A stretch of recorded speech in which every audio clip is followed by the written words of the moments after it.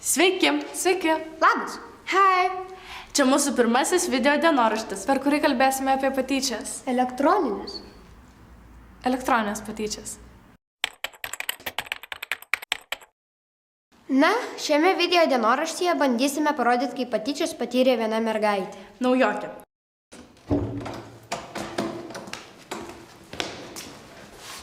Vieną dieną į klasę atėjo naujokė. Mokiniai, šiandien į jūsų klasę atėjo naujokė. Prašyčiau ją gerbti ir mylėti. Sėsk į suolą.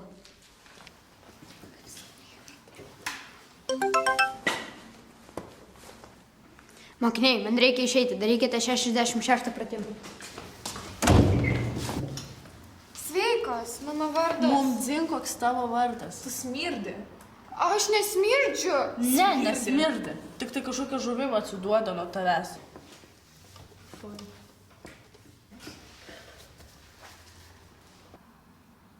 Namuose naujokė prisijungė prie Facebooko ir pakvietė į draugus klasioką, kuris ją patvirtino.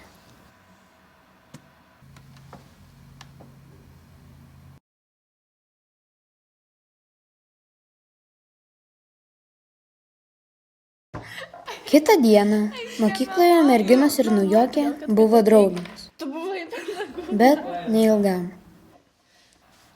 Namuose klasiokas į Facebooko profilį gavo tokią nuotrauką.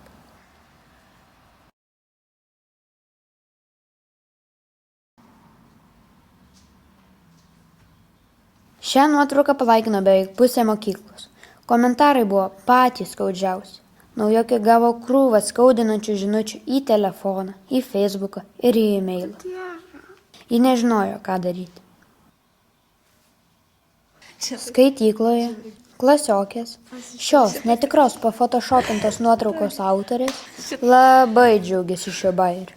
Klasiokas tik stebėjo viską, bet nieko nedarė. Kitą dieną klasėje... O, prostitutė atėjo. Gėda. Aš ne prostitutė! Pamatai, papasakok. Kokios emocijos. Naujokė buvo pasimetus ir nežinojo, ką daryti. Kitą dieną ji nelabai norėjo eiti į mokyklą. Beklaidžiojančią gatvėje ją sutiko klasiokas. Aš mačiau, kad tą nuotrauką sukūręs klasiokės. Ką? Paskambink į vaikų liniją, jie gali tau padėti.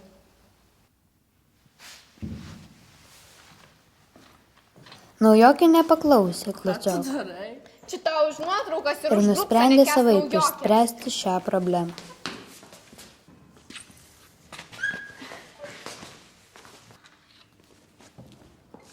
Ta pačią dieną naujokės nekentėjo beveik visa mokykla, nes klasiokės apkaltino ją sukėlus muštynes. Naujokė nežinojo, ką daryti. Klasiokas nusprendė nebetylėti ir į Facebooko grupę, kurioje buvo tyčiojimas iš naujokės, parašė, kad ši nuotrauka netikra ir kad šios patyčios turi liautis.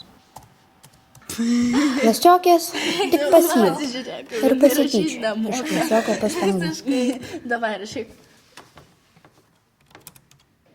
Naujokė nemiegojo visą naktį ir kitą rytą į mokyklą neatėjo. Mamai pasakė, kad jis serga. Klasiokas nusprendė, kad patyčios turi baigtis. Aš einu papasakosiu viską socialiniai pedagogijai. Aš einu papasakosiu viską socialiniai pedagogijai. Tuo metu naujokė paskambino į vaikų liniją pasikalbėti.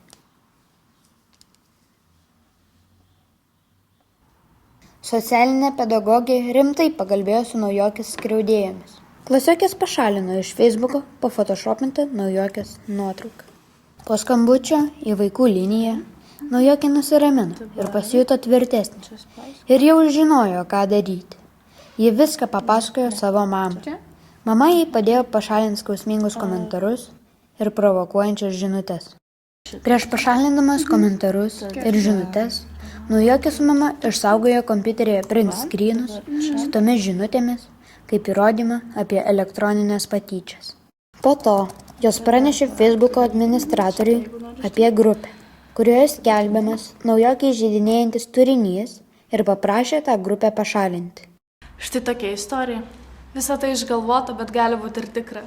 Tikiuosi viską supratote, ką mes to norėjome pasakyti. Iki kitų susitikimų mūsų videoblogerių. Su patyčiomis elektroninėje erdvėje gali susidurti bet kuris vaikas. Patyčios gali ir turi liautis. Tavo saugumas internete priklauso ir nuo tavęs. O taip pat prisimink, jog visada gali kreiptis pagalbos. Į suaugusį, kuriuo pasitikė, ar vaikų liniją.